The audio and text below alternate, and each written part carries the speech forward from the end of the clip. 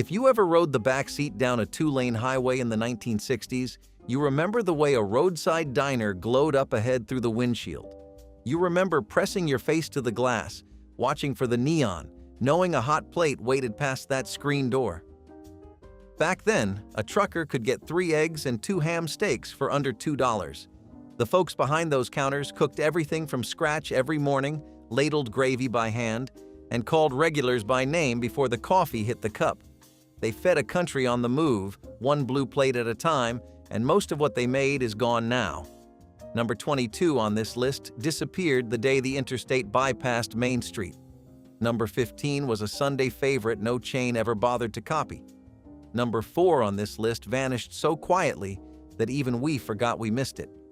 So hit subscribe and slide into the booth, because here are 25 forgotten roadside diner meals from the 1960s that vanished forever.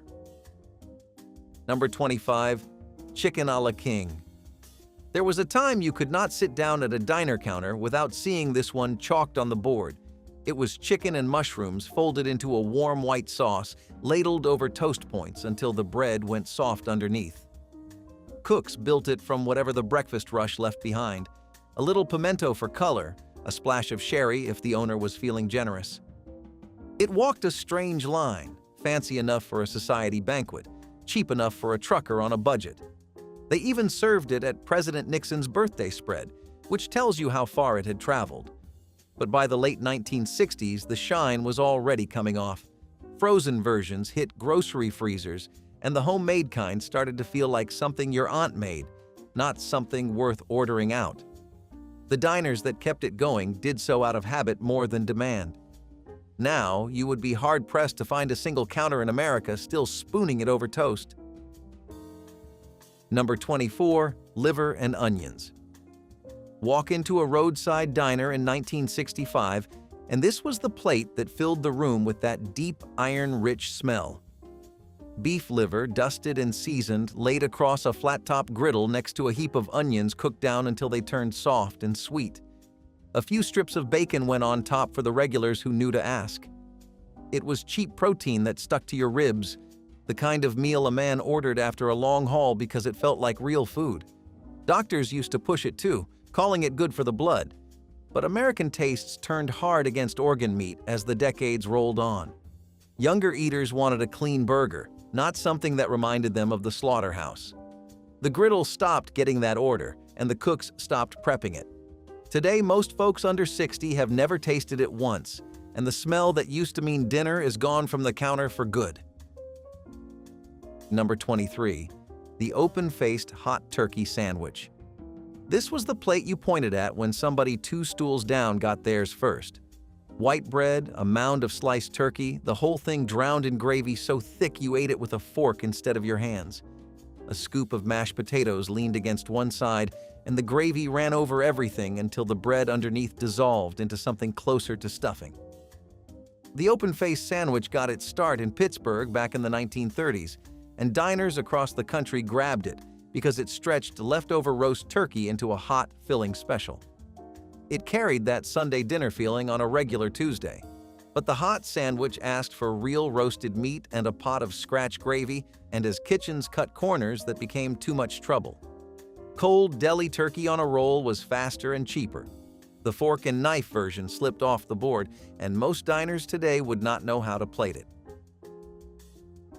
Number 22, macaroni and stewed tomatoes.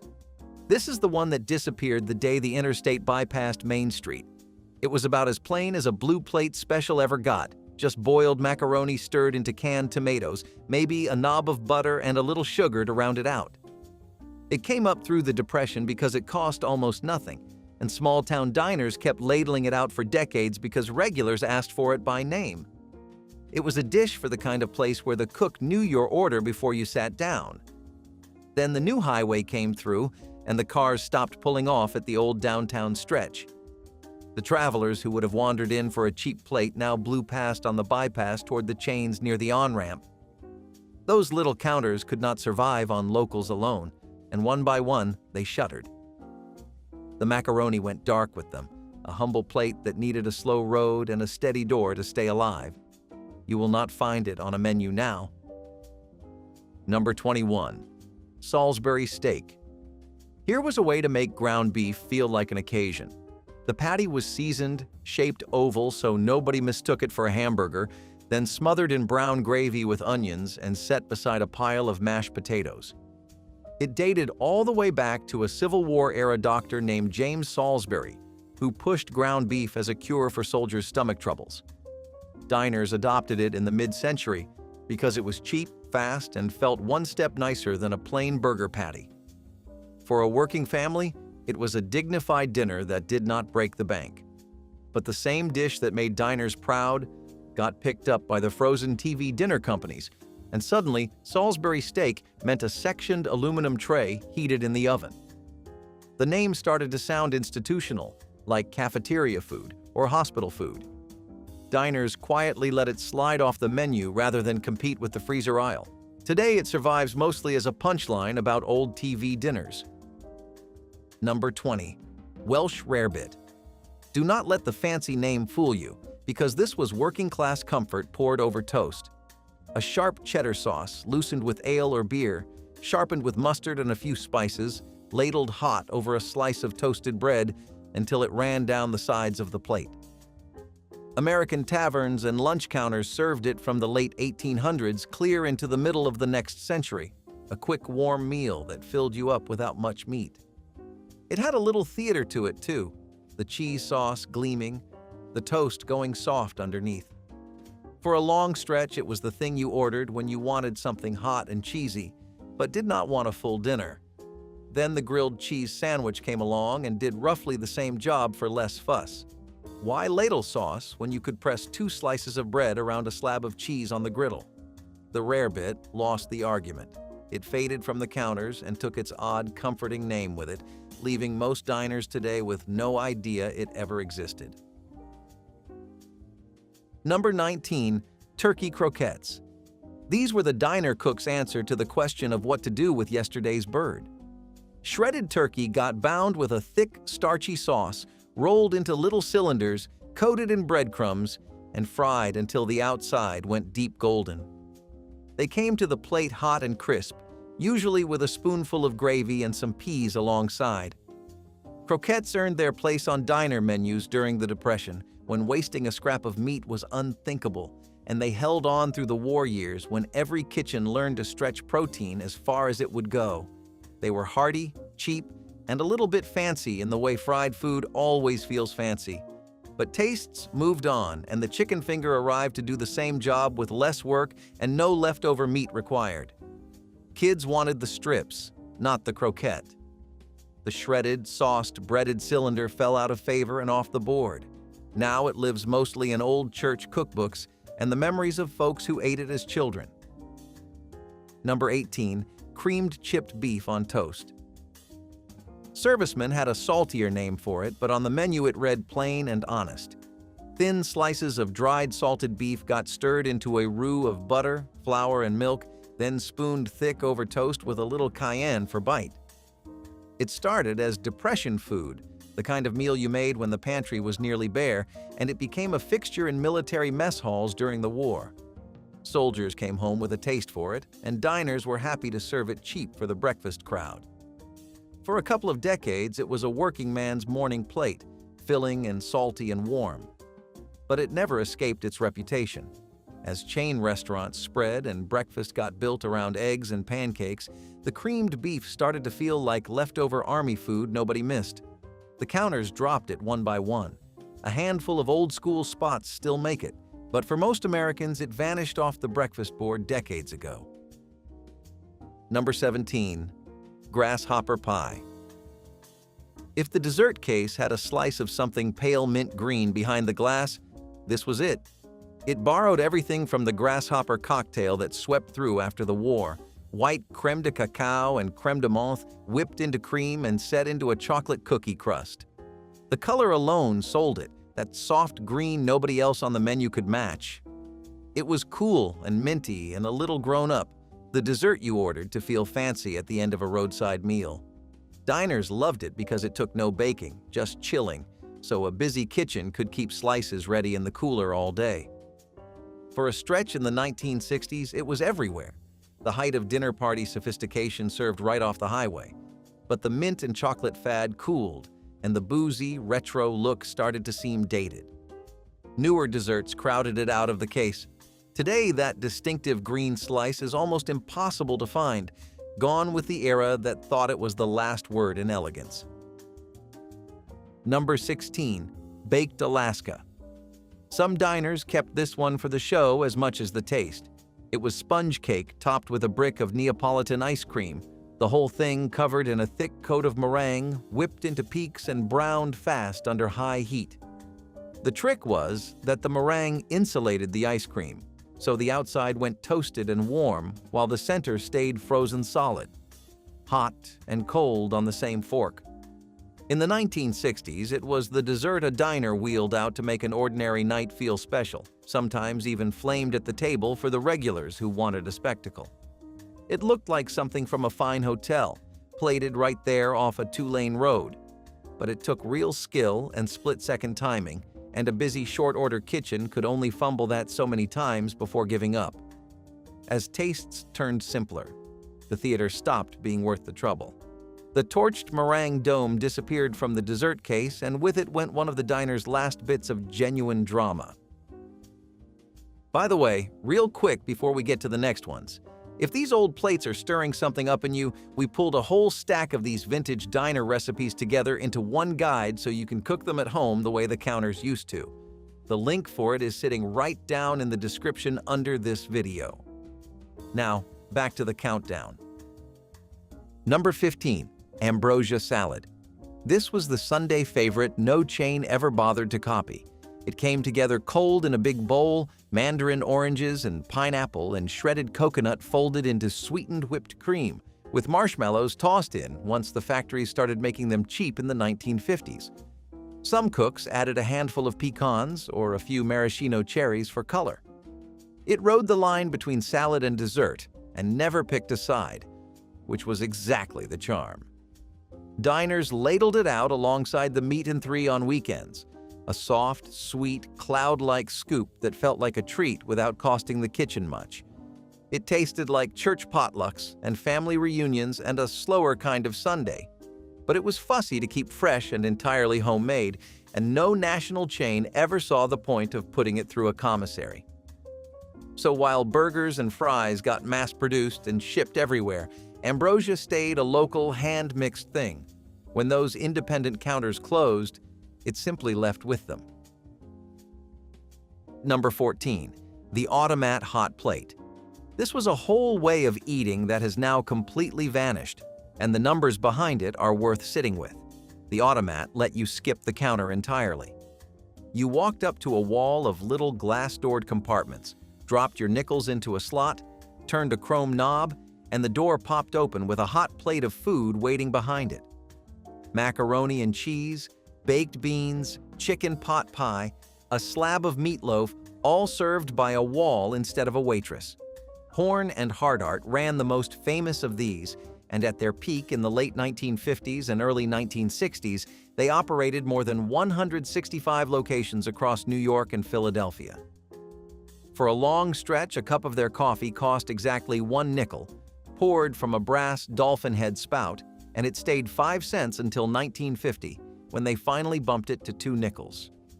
At their height, they were feeding hundreds of thousands of people a day, the largest restaurant operation in the world. The food behind those glass doors was real cooking too, made fresh in a commissary and trucked in, not the frozen stuff that came later. Then the fast food chains arrived with their drive-up windows and paper bags, and the whole idea of dropping coins into a wall started to feel like the past. Location after location went dark through the 1960s and 1970s. By the time the very last Horn and Hardart automat closed its doors in 1991, the format had been dead in spirit for years. A generation grew up never knowing you could feed a family from a wall of little windows, never hearing the clink of the nickels or the click of the chrome knob. The whole strange, wonderful machine vanished, and the hot plate behind the glass went with it. Number 13. The Lime Ricky. Before soda came out of a gun in a can, the diner soda fountain mixed your drink to order, and the Lime Ricky was one of the best of them. The counterman squeezed fresh lime, added a shot of syrup, and topped it with seltzer pulled straight from the tap until it fizzed up cold and tart. The bite of the lime cut clean through the sugar, so it never tasted cloying the way a bottled pop did. It went back to the 1880s as a grown-up drink in Washington, but by the diner age it had become the thing kids ordered after school and adults ordered when they wanted something sharp on a hot day. The soda jerk who could build one fast and fizzy was a small-town legend, but the hand-mixed fountain drink was a casualty of the bottle and the can. Once soda came pre-made and ice-cold from a cooler, nobody wanted to pay a man to squeeze a lime. The fountains were ripped out, the syrups packed away, and the Ricky faded into a memory of a counter that no longer exists. Number 12. Spumoni. If the dessert case held a fan of 3 colors layered together, that brick of Italian ice cream was the most elegant thing on a 2-lane road. It came up out of Italy in the late 1800s, and Italian-American supper clubs and diners adopted it because it looked like money and cost the kitchen almost nothing to keep frozen. 3 flavors got pressed into one mold, usually chocolate and pistachio and cherry, with candied fruit and chopped nuts worked through the layers. A counterman sliced it clean so every wedge showed all 3 stripes, and for a regular ending, a roadside meal, it felt downright continental. But Spumoni asked for a real mold and a steady freezer, and the plain scoop of vanilla was faster and cheaper to serve. The chains never carried it, the molds got packed away, and the striped wedge slid out of the case. Today, most folks order gelato and have no idea its old American cousin ever sat behind the diner glass. Number 11. The Denver sandwich. Long before anybody folded it into an omelet, this came to the counter as a proper sandwich. Beaten eggs were cooked up with diced ham, green pepper, and onion, then slid hot between 2 slices of toast or white bread. Food historians trace it back to Chinese cooks who fed the railroad and logging crews out west, men who took their own egg foo young and reworked it from whatever vegetables were left in the camp. By the 1950s, it was a breakfast star, written up in national papers and griddled in roadside diners from coast to coast. It was filling, it was cheap, and it traveled well in a brown bag for the long haul. But somewhere along the way, the bread quietly dropped off the plate. Cooks kept the eggs and the filling, called it the Denver omelet, and the sandwich version faded out by the 1980s without much of a goodbye. Today you order the omelet and never know there used to be toast around it. Number 10. Apple Brown Betty. This was the humble cousin of apple pie that a diner could throw together when there was no time to roll a crust. Sliced apples got layered with buttered, spiced breadcrumbs, then baked until the top went crisp and the fruit underneath turned soft and dark with cinnamon. It dated back to colonial kitchens and stayed on counters for generations because it stretched a little fruit and a little stale bread into a warm dessert. Served hot with a scoop of vanilla melting on top, it tasted like somebody's grandmother had been in the back all afternoon.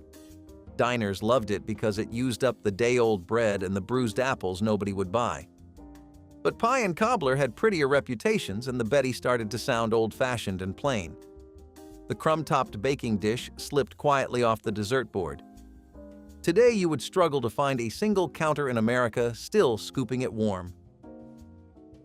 Number 9. Frog Eye Salad. The name was a joke about the look of it, all those tiny pasta pearls staring back at you from the bowl.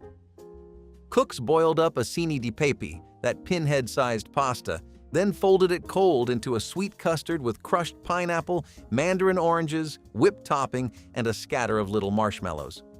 It rode the same line as ambrosia, hovering somewhere between a salad and a dessert, and never settling the question. Diners and church supper kitchens ladled it out alongside the weekend special because it held well in the cooler and fed a crowd for next to nothing. It was sweet, it was cold, and it had that odd, pearly texture nobody could quite forget. But it was fussy and entirely homemade, and no national chain ever bothered to mass-produce a bowl of pasta pearls and custard. So, when the independent counters that made it by hand closed up, the frog eye went dark right along with them. Number 8. The Cherry Phosphate. Before the cooler held cans, the diner fountain mixed your soda by hand, and the phosphate was the tart little drink that kept folks coming back. The counterman pulled a shot of cherry syrup, added a splash of acid phosphate for that sharp, almost salty bite, then topped it with cold seltzer until it foamed up pink. It tasted nothing like the sweet bottled pop that came later, sharper and cleaner, the kind of thing that actually cut your thirst on a hot afternoon. Phosphates went all the way back to the 1870s, and cherry was the runaway favorite at every counter. The soda jerk who could build one fast was a small-town fixture, but the bottle and the can did the fountain in. Once soda came pre-made and ice-cold, nobody would pay a man to mix one. The phosphate vanished with the fountains in the early 1970s. Number 7. The Monte Cristo. Here was a sandwich that could not decide whether it was lunch or dessert, and that was exactly the appeal. Ham and cheese got stacked between slices of bread, the whole thing dipped in egg batter like French toast, then fried golden and dusted with powdered sugar. Some counters slid a little dish of jam alongside so you could go full sweet if you wanted. It was an American spin on the French croque monsieur, and it gained a real following through the 1950s and 1960s, especially after Disneyland put a famous version on the menu at its Blue Bayou restaurant. For a stretch, it was the order that made a roadside lunch feel like an event, crisp and rich and faintly fancy. But it was messy to fry to order. It dripped sugar everywhere, and a busy short-order cook could only fuss with it so long. The plain grilled ham and cheese was faster and tidier. The battered, sugared version slid off the menu and out of most American memories, surviving today only at a handful of old-fashioned spots. Number 6. The egg cream. Do not go looking for the egg because there was never one in it, and there was no cream either. The counterman squirted chocolate syrup into the bottom of a tall glass, splashed in cold milk, then shot seltzer straight down the middle so a thick white foam climbed to the rim. Drunk fast before the head fell, it was creamy and fizzy and chocolatey all at once. It was a New York treat above all, the drink every corner luncheonette and candy store fountain made, and it spread out along the roadside counters from there. It cost a nickel or a dime, and it tasted like $1,000,000 to a kid on a stool. The trick was all in the wrist, in how hard you jerked the seltzer to raise that foam, and a good soda jerk took quiet pride in it. But the hand-pulled fountain drink could not survive the canned soda age. When the fountains came out, the egg cream came out with them, and a whole generation grew up never tasting that foam at all. Number 5. Diner rice pudding. Every good counter kept a pan of this going, set out in heavy glasses in the dessert case so you could see the cinnamon dusted across the top. Leftover cooked rice got simmered slow with milk, sugar, eggs, and a fistful of raisins until the whole thing went thick and creamy and held the spoon upright. It was the cook's way of turning the morning's extra rice into a comforting end to somebody's supper. Nothing wasted, nothing fancy. Served cold from the case or warm from the back, it was soft food that went down easy after a long day on the road. Older regulars ordered it because it reminded them of home, and the kitchen loved it because it cost almost nothing to keep ready. But puddings started to feel plain and old as flashier desserts crowded the case. The heavy glass of rice pudding quietly stopped getting made. Today, most diners have nothing like it behind the glass. Number 4. Tomato aspic. This is the one that vanished so quietly that even we forgot we ever missed it. It was a savory jelly, tomato juice set firm with gelatin and sharpened with Worcestershire, vinegar, and celery salt, then turned out cold and trembling onto a leaf of lettuce.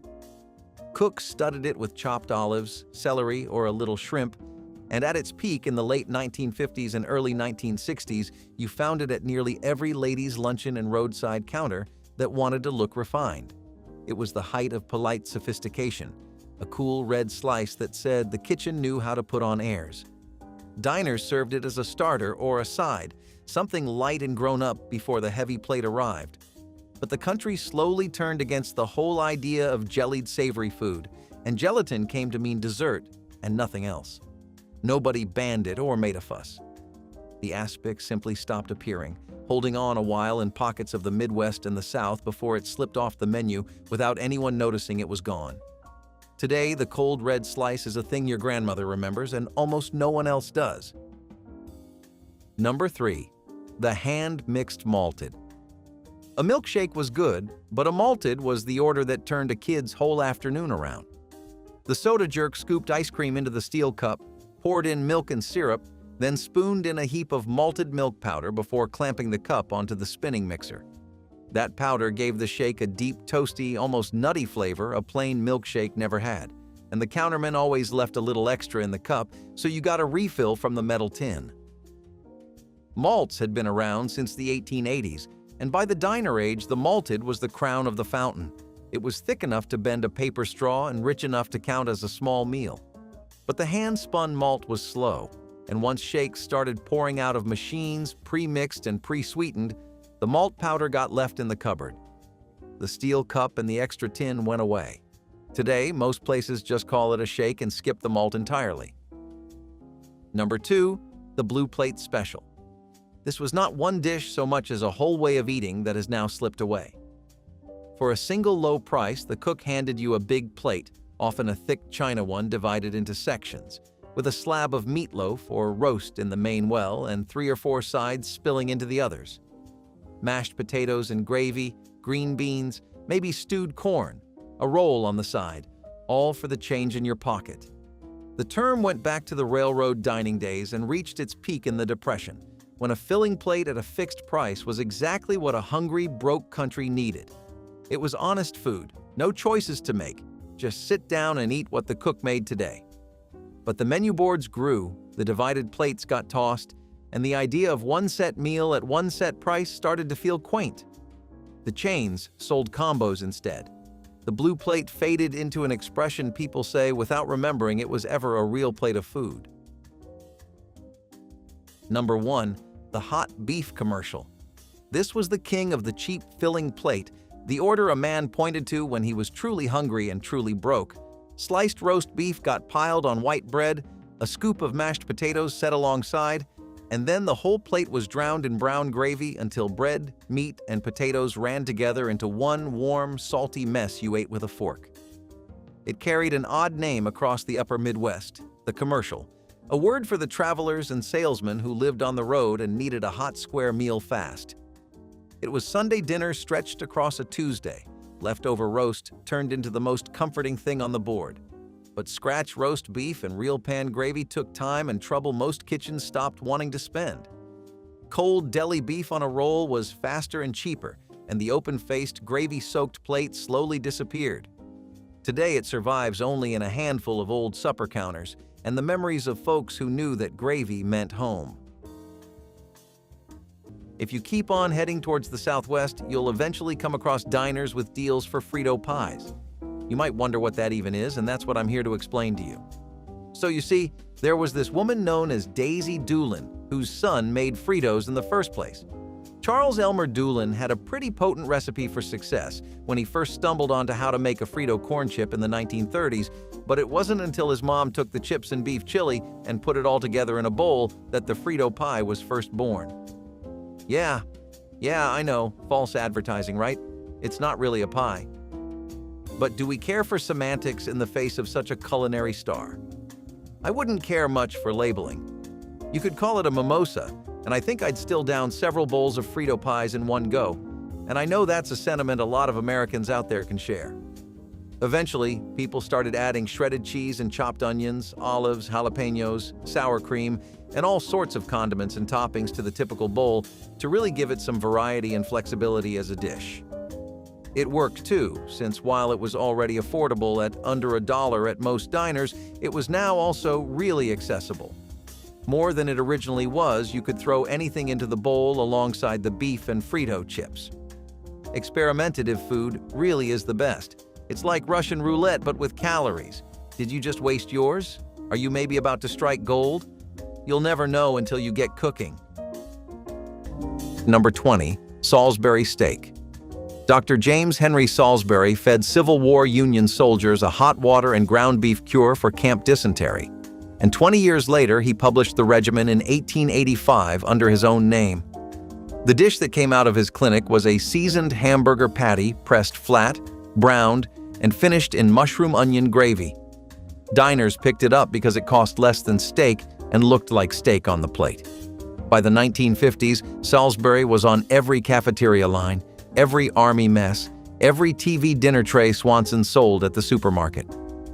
A 1962 menu out of Indianapolis priced the plate at $1.10 with 2 sides. The dish survived in TV dinners longer than it survived on diner counters. Banquet still sells it frozen. The hot version on a chipped plate with a side of canned peas is almost extinct now, kept alive only in a few rural truck stops and the dining rooms of nursing homes where you can still order it the way your grandfather did in 1959. Fried shrimp baskets were an American drive-in staple, especially in areas of the Midwest and South where there was a large fishing industry. Coastal cities with drive-ins thrived off of these the most, and where lots of people in the East Coast had their fried chicken buckets, a lot of people in the South enjoyed these shrimp ones instead. Shrimp was always a part of seafood tradition in America, as was fishing, so it was a taste that had already settled into the population well enough. Diners and drive-ins throughout the Gulf Coast and the Atlantic never shied away from showing off their shrimp bucket skills, and each had their own promotions like Shrimp Sunday or price cuts going on. In other words, competition was pretty healthy, and who benefits the most off of that? Foodies like you and me, my good friend. I don't know about you, but I would really like to go back to the days where a fried shrimp bucket was something I could easily afford. I mean, at just $150, that's a pretty big steal. Off the top of my head, though, you could get it even cheaper in some states like Florida and Louisiana. Number 13. Beef tongue on rye. The Jewish delicatessen diners of New York and Chicago stocked tongue in a brine pot for 2 weeks, then simmered it for 4 hours, peeled the skin, and sliced it across the grain in petal-thin pieces. The sandwich came on seeded rye with deli mustard and a half-sour pickle in a cardboard cup of vinegar brine. A Second Avenue deli ticket from 1972 priced the plate at $2.95 with a side of slaw. By the year 2000, most diners had pulled tongue off the menu because the labor was high and the customer was nervous. The Second Avenue deli still serves it. Most counters do not. A New York lunch tradition that ran from the 1880s to the late 1990s ended for the simple reason that the next generation could not look at the muscle in the case and order it by name. Let's rewind to the early days of the 60s to find out what fueled the excitement. The 1960s were definitely a great time for a fried chicken bucket. You're really used to only seeing the best of these come from KFC and Wendy's now, but it was actually really common to pull up to a drive-in diner and get a neat bucket. They were first introduced in the 1950s, and it was a pretty straightforward concept for many diners. It really fit convenience food and car culture at the time. Both of those were mixing together, as in more Americans were choosing to get dinners they could eat in their car while moving around. It meant that there was a big focus on portability and convenience when restaurants decided their menus, because they wanted to prove to every customer that, hey, we have the best food around and it's also the easiest to eat. Sounds like a pretty good bottom line for us as eaters, right? It definitely was. Those buckets of the 60s lined with paper going for just $1 or $1.50 were an incredibly affordable and convenient option for people. Working-class families and teenagers in particular loved to get these. Places like California, Georgia, Tennessee, and Texas didn't just have a lot of teens around. They had a lot of car heads, too. It was filled with guys riding the high of their first car that they saved up months for. They were also known for their spicy kick because most buckets used Southern-style seasonings and breadings. In the Midwest, they were a little tamer because people there preferred comfort food, not really a challenge of your spice tolerance. It became a great family meal to have at home or in the car, and diners made twice as many buckets of money for every 1 bucket of chicken. If this list is bringing your father's lunch break back to you, share which dish hit the hardest in the comments below. The diners are mostly gone. The recipes are still on an index card in someone's kitchen. Number 5. Chop suey, the dish that no one in China ever made. American chop suey was bean sprouts, celery, water chestnut, and slivers of pork or chicken, all bound in a brown cornstarch gravy and served over white rice. Chinese-American countercooks built the recipe in the late 19th century to feed mining camps and railroad gangs in California, then sold it to the rest of the country as authentic.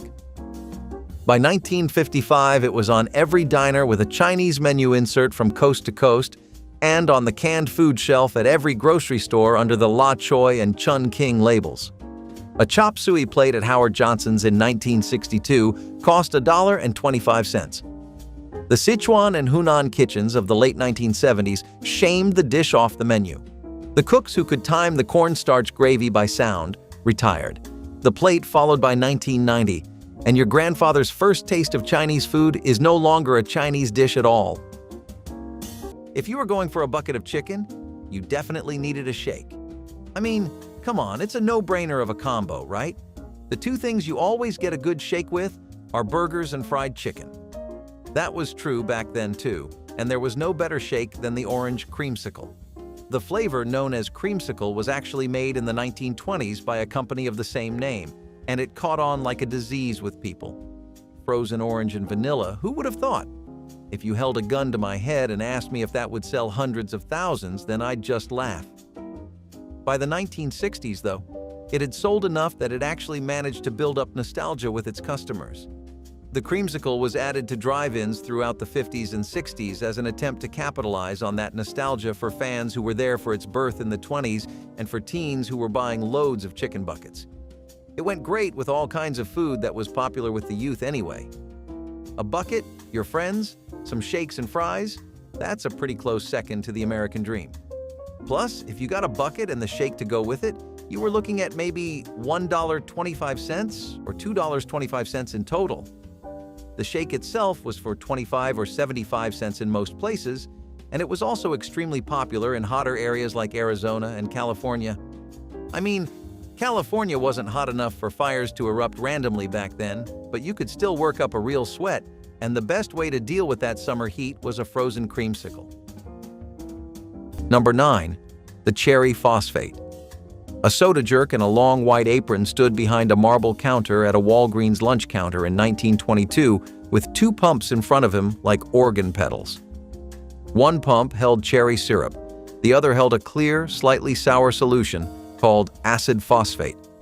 He pulled an inch of each into a tall, fluted glass, filled it from the seltzer tap, and slid it across the marble for a nickel. The phosphate gave the soda a clean, dry finish that masked the sweetness.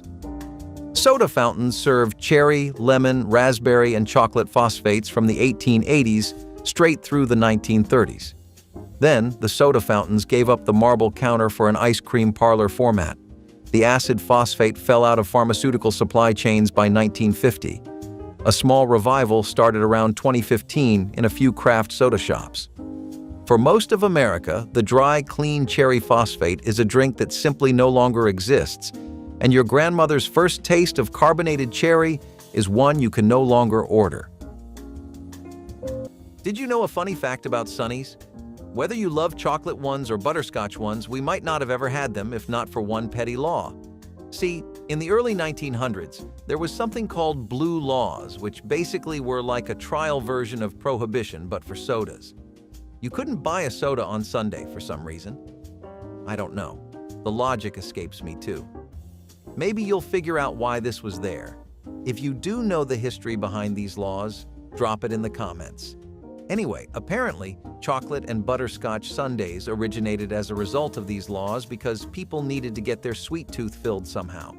Most sundaes were pretty cheap too, for usually 30 or 45 cents. It was one of the mainstays of the lineups of most ice cream parlors, and daily special discounts also meant that they would continue to be a really popular item. In states like California especially, there was always a strong demand for a chilled sundae. It took that California heat off of your shoulders, you know? And in the Midwest, which had a booming drive-in culture, people loved to take away a sundae or two and have it on a drive. Things like that were fundamental parts of being and growing up in America back then. Number 17, the garbage plate. Alexander Tahu, a Greek immigrant, opened West Main Texas Hots in Rochester, New York in 1918. By the 1940s, his son Nick had renamed it Nick Tahu Hots, and the dish at the heart of the menu was a pile of home fries, macaroni salad, baked beans, and two of whatever meat you wanted, all on the same plate, drowned in a dark hot sauce the family kept secret. College students in the mid-1980s asked Nick for the plate with all the garbage on it, and the name stuck. The family trademarked the term in 1992. Truck drivers pulling off Interstate 490 at 2 in the morning could fill themselves up for under $5 and roll back into the cab fed for 8 hours. The dish never escaped Rochester. Tahoe's still serves it on the original West Main location. Imitators across upstate New York call it a plate, a trash plate, or a hot plate because the name is owned, and one Greek-American family still owns it. I can't explain why his first name is Tiny, but Tiny Naylor was a Californian restaurateur who made one really important contribution to the cultural zeitgeist of America. That was the Patty Melt Burger, which was one of the first times a sandwich and a hamburger were combined to make a hybrid.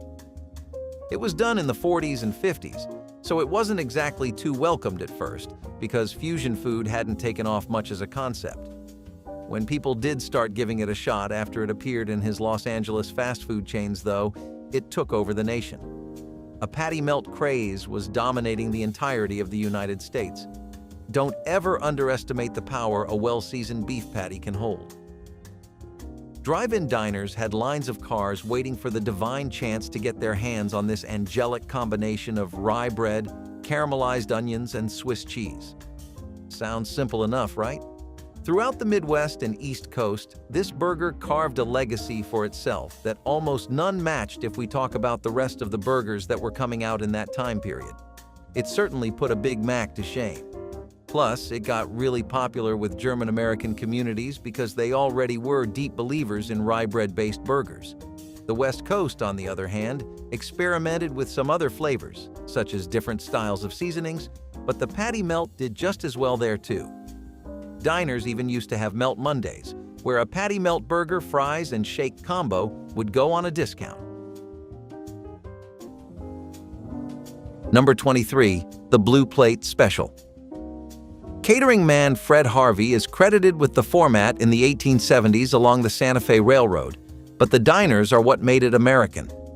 A divided porcelain plate, often blue, with one square for meat, one for potatoes, two for vegetables, and a slice of bread tucked under the gravy like a tile. The whole rotation was written in chalk above the pass, and you ordered by pointing. Meatloaf on Monday, fried chicken on Tuesday, Salisbury steak on Wednesday, fish on Friday, pot roast on Saturday. By 1955, you could eat a blue plate in any of more than 6,000 diners across the country for under $1. And the plate itself disappeared first, replaced by oval crockery that stacked tighter in the dishwasher. The rotation followed by 1980. Today, you can buy the original divided blue plate on eBay for $40 and find the dinner that went on it almost nowhere. How can we play the Diner's Greatest Hits album and skip root beer floats? Arguably the most influential track on the whole project, this drink combined the spicy tang of root beer with a very smooth, thick scoop of vanilla ice cream, which led to it becoming one of the most popular items at diners and soda fountains. By the way, here's a bit of an unrelated cultural fact for you. While diner culture was popping off, so were soda fountains as an industry, so root beer floats all in all had every bit of support and momentum. They used that pretty well too. Otherwise, they wouldn't become the cultural phenomena they are today. Frank J. Wisner is the first person we can thank the root beer float for. He was the owner of Cripple Creek Brewing, and apparently he's the one who made the first root beer float.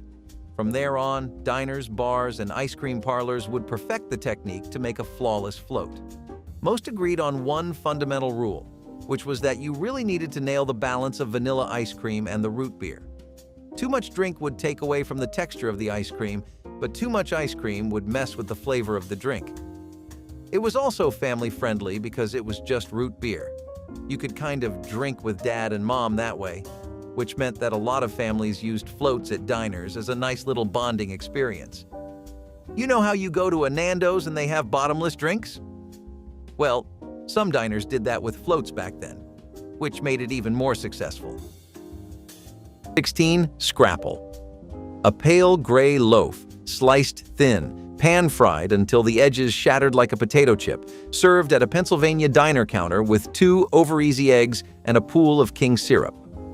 Joshua Haberset opened the first scrapple plant in Middletown Township, Delaware County in 1863 and Haberset still controls about half of the Philadelphia market today. The dish came over with the German colonists in the 1700s, built from cornmeal, wheat, buckwheat, and the pork scraps a butcher could not otherwise sell. From the 1920s through the 1970s, almost every diner from Philadelphia to Lancaster ran scrapple next to eggs. The country breakfast crowd got smaller. Outside of the Pennsylvania Dutch counties and the Delaware Valley, you can no longer find a slice of scrapple on any diner griddle in America. Pennsylvania might not have a lot of claims to fame, but this one is undoubtedly something that makes the state a national treasure. I didn't think about it either, but that place is actually responsible for coming up with the banana split. Yes, the banana split. The one we've seen so many times in cartoons. The ones we get commercials for all the time. The ones that you'd always want because it seemed like the dreamiest dessert of them all. Plus, having a banana split for just $1 was something entirely different. There was nothing that this dish didn't do right. It gave us style, flair, presentation, taste, affordability. It filled you up. Seriously, it was like everyone's poster boy for what a drive-in dessert should be. Promotional days for this were always the kind of Sundays where you'd nag your father to the moon and back to take out the car and the family for some banana splits. They had Sunday Sundays and Banana Split Wednesdays with discounted prices, and some parlors started having their own variations of the very popular split. Versions like the Brownie Banana Split became really popular, and when it was really at the peak of its popularity, each state had its own regional style of banana split that it became known for. It's still just as popular today, only 10 times more expensive, so somebody please take us back to better days. Number 11. Head cheese. Cleveland diners, Pittsburgh counters, and Polish-American luncheonettes in Chicago and Buffalo all ran a head cheese plate through the 1960s. A pig's head simmered for 9 hours in a stock pot heavy with bay, peppercorn, and clove. The cook picked the meat and the gelatin, packed it into a loaf pan, weighted it overnight with a brick wrapped in foil, and sliced it cold the next morning. The plate came with rye, mustard, a slice of raw onion, and a pickled tomato. $3 in 1965 bought you the plate and a cup of coffee. The dish was on the menu of working-class neighborhoods because the head, by weight, was the cheapest cut a butcher sold. Industrial pork moved to boxed primal cuts in the 1970s. The whole head economy ended. Outside of a few Polish butcher counters in northern Indiana and one or two old-line delis in Chicago, head cheese is gone. Your great-uncle ate it, you probably never will. But by the 1960s, there were a lot of things going on in America culturally speaking. There was all this craze surrounding easy food, but there was also a lot of interest in exploring other cuisines and foreign taste palettes. Of course, since it is America, a mix of those two concepts was pretty inevitable. That's how drive-in pizza slices became really popular as a concept. The classic Italian slice was now something you would find at any roadside dinner, or, well, a cheap comfort food version of it. Restaurants like Pizza Hut and Shakey's Pizza also really popularized the idea of drive-in pizza slices. Hey, sometimes you don't feel like getting a whole pie. Sometimes you just wanted to share a few slices, and these were perfect for that. They were also pretty affordable. Most places sold them for around $0.15 to $0.35, and you could get pepperoni slices or even choose your toppings. A lot of people were some pretty die-hard fans of mushrooms, for example, and these even started giving some local pizzerias a headache because of the competition. Back then, you also had public movie setups where you could watch movies on projectors from the comfort of your car. Drive-in culture worked well with activities like that, and pizza slices were a pretty popular demand anyway for most diners. It was about time they got them on the menu, really. Number 22. The chow mein sandwich. A Cantonese immigrant named Frederick Wong arrived in this country in 1926, joined his uncle's kitchen in Fall River, Massachusetts, and in 1938 founded the Oriental Chow Mein Company on 8th Street. The mill workers in that textile town would not order chow mein on a plate, so the cooks ladled the brown gravy and crispy noodles between two halves of a hamburger bun and called it a sandwich. It cost a nickel during the Depression. By the 1950s, every Chinese-American counter in southeastern Massachusetts and Rhode Island served one, and the noodles came in a paper bag from Wong's plant down the street. The mills closed. The Chinese-American counters thinned out. Today, only a handful of places in Fall River still serve it, and Me Sum restaurant has been doing so for more than 50 years on the same corner. Most of the country has never even heard of it.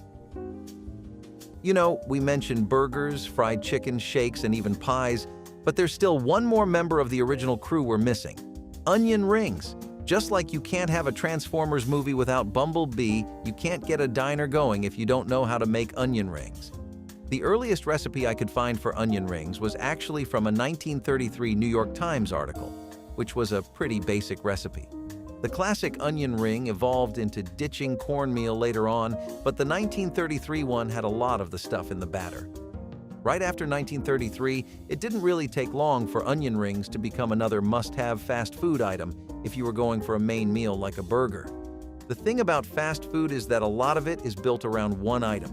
You get a burger or you get fried chicken. Okay, so you obviously need sides and a drink, right? So what if you only have fries? Gets a bit stale eventually.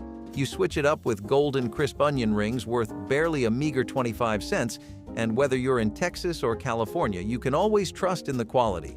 Chains like Dairy Queen had some of the best onion rings around, and drive-ins and diners would do promotional meals centered around onion rings, such as combo baskets or side swap Wednesdays, which let customers swap between either fries as a side or onion rings. Deals really go a long way, you know. Number 8. The Lime Ricky. A glass of seltzer, 2 ounces of lime juice from a fresh fruit, and a tablespoon of plain or raspberry cherry syrup stirred at the counter with a long iced teaspoon. A bartender named George Williamson invented the cocktail version in 1883 in Washington, but the soda fountain version arrived a decade later and held a generation. The drink survived Prohibition because it had no alcohol in it. Diner counters in New England and New York ran it from the 1910s through the 1960s as a fountain special. Then, home refrigeration arrived, and packaged sodas in 10-cent cans pushed the Ricky off the menu. Brigham's in Boston kept it on the menu into the 1990s. A handful of New York egg cream counters kept it. Outside of those few last counters, the Ricky is a drink almost nobody under 60 has tasted: the green color of summer in a glass. Sloppy Joes aren't just a catchy buzzword you hear in shows set in retro times, but a real showstopper that's been associated with drive-in diner culture for years and years. Not just that, since we're specifically talking about the 1960s, it was even common for people to find this as a cafeteria item in schools. It erupted most in the 50s and 60s, where there was a lot of demand for easy-to-make casual meals that worked better in social settings or as comfort food. You know, the kind of stuff you can munch on and have a good conversation with your friends at the same time. The reason Sloppy Joes became so popular, not just in drive-in diners but as a food to make at home too, was because they used a lot of convenience ingredients like canned food, which were really cheap and easy to make. You had your sauces in a bottle, some spices if you were making it at home, and everything else in a can. So, what really were you cooking? It was more assembling a meal together than any actual kind of effort. That's what made them work so well for diners too, because production was a cakewalk when it was this easy to make a Sloppy Joe. Number 15. Liver and onions.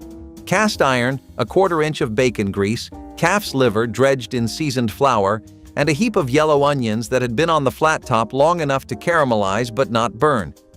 The plate came with mashed potatoes and a small puddle of pan gravy made from the fond. Through the late 1940s and the 1950s, every roadside diner from Hartford to Houston ran liver and onions as a Thursday special. It was cheap, it was iron-rich, and the doctors of the day told mothers to feed it to children twice a week. The post-war economy boomed. Steak landed on more plates. The kids who grew up on liver in 1955 quietly refused to order it in 1975 the way you refused canned spinach. By 1985, the dish had vanished from most counters, and per capita liver consumption in this country fell off a cliff like a rock off a ledge. A handful of family diners in Pennsylvania and the Midwest still keep it on the chalkboard for the regulars who would walk out without it. How do you get your kid to stop nagging you? It's a serious dilemma, and one that we've all experienced before. Some things are tried and tested, time-worn methods though, and they work just as well now as they did back then. It's comforting to know that even 60 years ago, the way to keep little runts in line was corn dogs. Speaking of lines, there was always a massive one outside drive-ins and diners whenever they would include corn dogs as a part of kids' meal specials, or whenever corn dog nights were happening. You've probably noticed this by now, but diners and restaurants back then were a lot more forgiving with their promotions than they are now. Well, that's fair. They didn't have to pay $1,000 and up in rent for a janky one-bedroom apartment either. Rent prices weren't the only thing that were better off then, though. It was also just a lot easier to offer discounts because supply was pretty cheap. Nowadays, it just costs more to make these same things. That KFC bucket 10 years ago was substantially cheaper, and so were corn dogs. They were festival favorites too, and they became closely associated with just about any definition of joy or happiness that a person could have. Long story short, there wasn't ever an occasion that wasn't better off once it included corn dogs, and there was no occasion where corn dogs weren't a good idea. Number 19, chicken croquettes. Diner cooks called them the great recyclers. Yesterday's chicken or turkey, shredded by hand into a bowl of cream sauce, rolled into cylinders the size of a roll of nickels, breaded, and dropped into the deep fryer. They came out the color of pine bark and stood up on the plate next to mashed potatoes and a pool of gravy. A chicken croquette dinner at the Forum Cafeteria chain in 1957 cost 85 cents and came with 2 vegetables and a roll. They were the practical answer to a roaster the kitchen could not sell a second time, and they were a classy plate at a Mother's Day Sunday lunch, sometimes both on the same week in the same kitchen. Then chicken fingers showed up on the kids' menu in the 1980s, and the croquette was finished. The shape was wrong. The fryer was the same. The customer had simply moved on. The best thing about a club sandwich is that you can really make it a stack of anything. I mean, yours could look like tomatoes, lettuce, and turkey, while mine could look like smoked sausage, mushrooms, and caramelized onions. You would call both of these a club sandwich, though. Where did they come from? And more importantly, why are they called club sandwiches? One of the most popular theories is that there was the Union Club in New York City, and that's apparently where the sandwich was first made in the 1880s. Nowadays, we think of it as fast food, just a casual sandwich to grab on your way to work. But back then, the Union Club was above most people's pay grades, and club sandwiches were considered luxury foods. It eventually spread way further than clubs and high-end hotels, though, and became something that you associate with diners and all kinds of fast food joints now. The club sandwiches you'd get in drive-ins weren't the most inspired ones. They didn't have a lot going on, but you could rely on them to fill your appetite. I mean, it was just a sandwich, and not exactly a really flashy one. It's supposed to have 3 layers of toasted white or wheat bread, and the fillings can be turkey, chicken, bacon, or just about anything. If there is one constant, it's probably mayonnaise. I don't think club sandwiches really align with the taste buds of today, but maybe I'm wrong. Do we have any club sandwich lovers watching right now? Number 12. Pickled pig's feet. A glass jar on the back counter, full of pink-tinged vinegar brine and pale split trotters that had been simmered for 6 hours and then cured for a week. A nickel apiece during the Depression, a quarter through the 1950s. The dish came out of poor southern kitchens, traveled north with the Great Migration, and landed on the back counter of every working-class diner from Memphis to Detroit. Truck drivers ate them out of the jar with a paper napkin. Mill hands took them home in a paper bag. The dish was never a sit-down plate. It was a snack you bought between shifts, a piece of something the butcher could not otherwise sell. But by the 1980s, health departments wrote new rules on open jar service, and the back counter pickled foot economy disappeared. This is where the diner economy starts to make sense. The chrome stool, the chalkboard, and the back counter jar were not nostalgia in their own time. They were the cheapest way a working person could eat a hot meal between 2 shifts, and the cook on the other side of the counter knew everyone by their first name and their order. When the union jobs left town, the shift schedules went with them, and the diners that fed the nightmen went too. The food disappeared because the work disappeared. So let's say you were in one of those super hot states and you just didn't feel like greasing up your day to hell and back with all those fried fats and oils. Chicken buckets definitely weren't for you, but a frozen shake just wasn't cutting it either. You needed a real dessert, so what would you go for? Let me introduce you to the apple pie a la mode, which actually goes all the way back to the 1900s. The story goes something like this. Apparently, a New York diner once served a customer who combined their ice cream with the pie. This inspired the idea behind apple pie a la mode.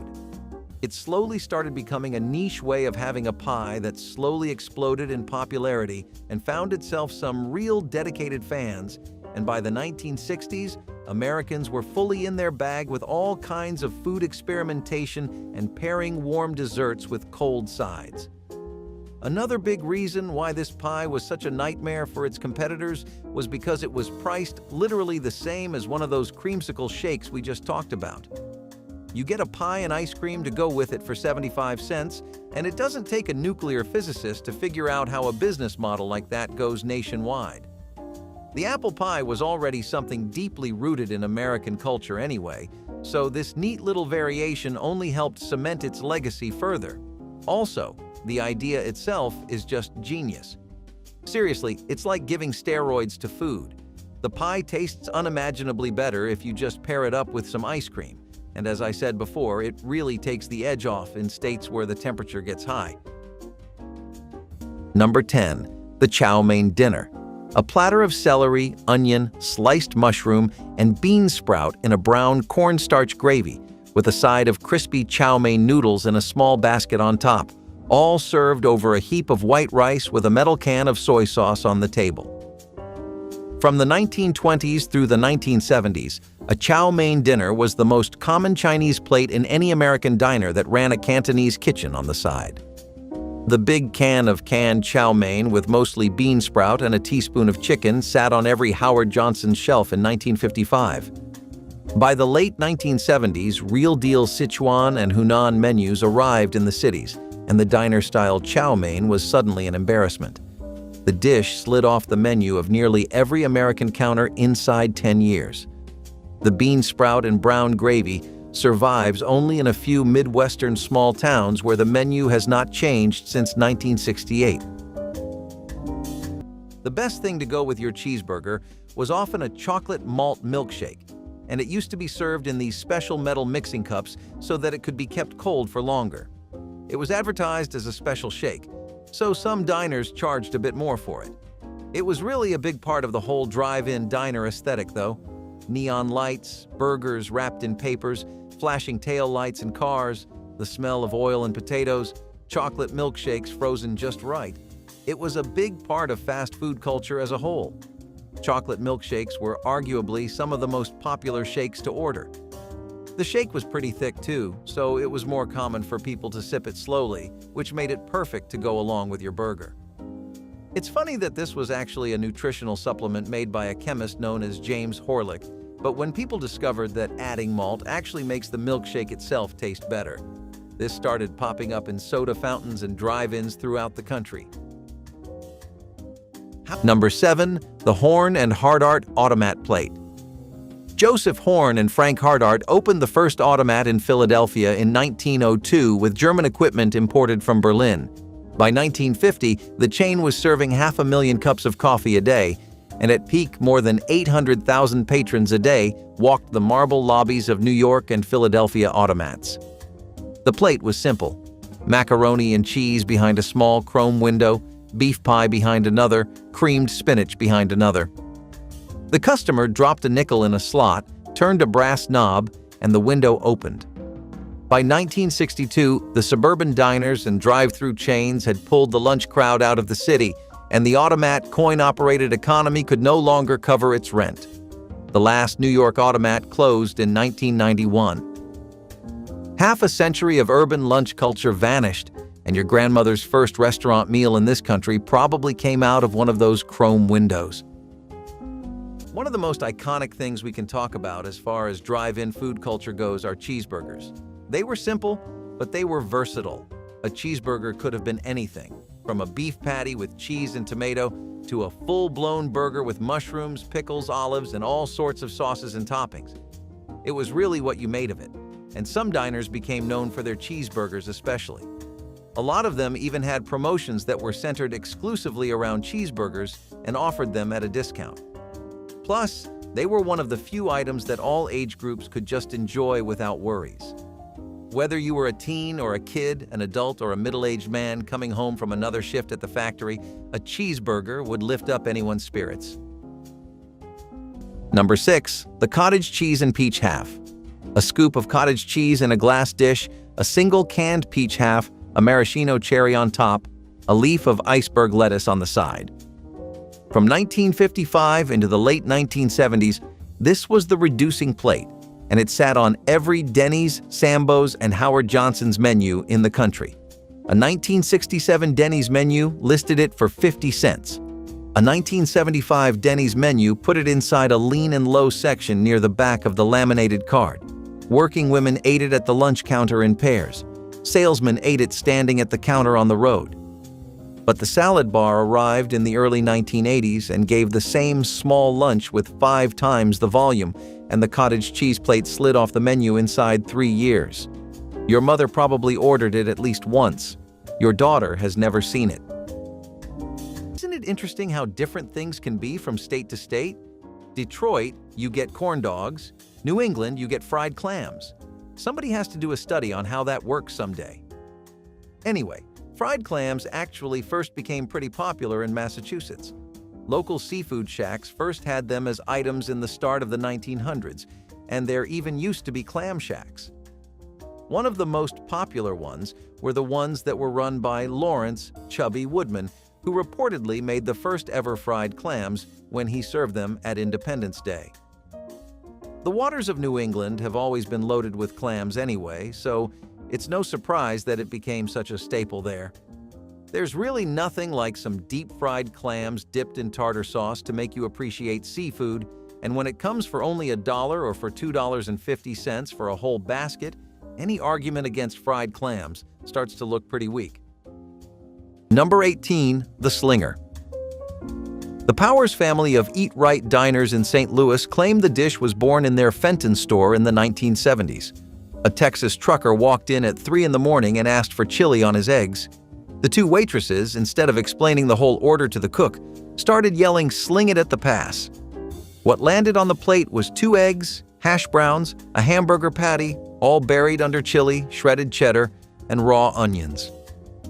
The Eat Right on Chouteau Avenue stood on a corner of Old Route 66 with a neon sign that ran day and night. Truckers, third-shift hospital workers, and bar closers ate the Slinger off a counter wrapped in stainless steel, $2.50 in 1978, $4 by 1995, and you ate it with a paper napkin tucked into your collar because the chili ran. The Slinger never quite traveled beyond the city limits. Tell the truth, you can almost taste a few of these again just hearing the names. That is the strange thing about a roadside counter. It was never only the food, it was the cook who knew your order, the soda jerk who left a refill in the tin, the gravy that meant somebody cared. The interstate moved the cars and the chains cut the corners, and one by one those counters went dark and took their plates with them. What we lost was never just a recipe. It was a slower road and a stool with your name on it. But none of it is gone as long as we still cook it. So pull up a chair this week and make one of these at your own table.